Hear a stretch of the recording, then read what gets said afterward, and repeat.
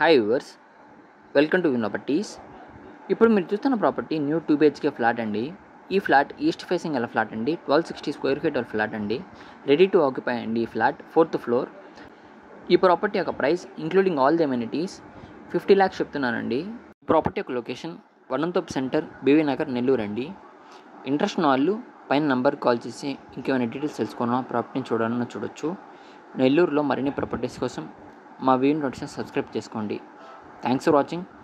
Please subscribe our channel.